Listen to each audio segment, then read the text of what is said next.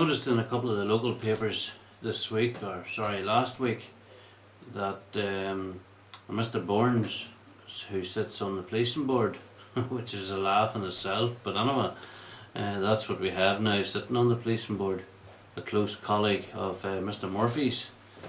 But anyway, he states about the actions of myself when I went to serve the writ on Slab Murphy, that we all know as the godfather of terrorism in South Armagh. Mr. Burns made an allegation that police were too busy accompanying me to serve a writ on Slab Murphy. Can I make it quite clear that the police did not go with me to serve a writ on Slab Murphy? I went along with 2 or 3 other individuals, and there was a film crew there as well. The fact that police were in the area was not because they were there accompanying me.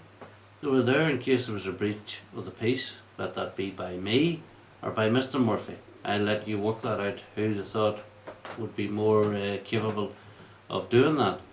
I don't know how many police was in the area, but the one thing Mr. Burns should have been asking, why does it take as many police if he's saying there was 40 there? I don't know what was there. They weren't with me, I have no idea. But for him to make an allegation which is false and misleading is typical of the Republican movement, and I'll ask for him to withdraw it, because I did not have police travel with me at any time, and I have never had police travel with me at any time in South Armagh. So I'd ask that he withdraw their remarks, and instead of using the policing board as a Republican opportunity to slobber about the police. Policing in South Armagh, the like of what went on with Mr. Murphy and Mr. Hughes and a few other people, which is common, is what we call law in Northern Ireland and most parts of the United Kingdom, or all parts of the United Kingdom, and it's something that they have across the border, which is called law, and it's something that has to be upheld. Now, you people up there do not understand it, have never upheld the law, and were never interested in actually trying to keep the law. And you think because you got away with it for so long that you can do whatever you want. Well, them days are changing. You wanted policing in your community. Now you are getting it. But the problem is you didn't really want it. You only were playing at wanting police. But the fact that the police have now started to do their job in that community, you are crying wolf. Well, you may get used to it because there's going to be a lot more of it. And Mr. Burns talks about publicity stunt that I was at.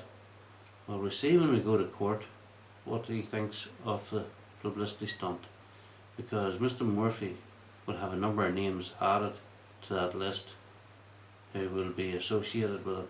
So we'll see how much of a stunt Mr. Burns thinks it is then, because I can assure you there's a couple more coming in that area, and them men will have to answer to the ordinary people for the butchers campaign that they've carried out over this last 35 years in South Armagh, mostly hidden in behind hedges or hidden in the dark with a hood in their head as a gutless scum they are. But them days are changing, and the law is coming for you, and it's quite right that the law is upheld.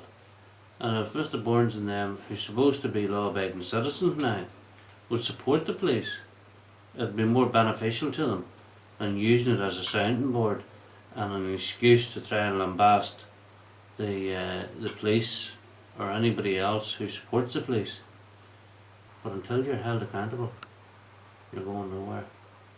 And I promise you this, Mr. Murphy and your so-called friends, respectable friends within Sinn Féin, and we will expose you for the scum that you are.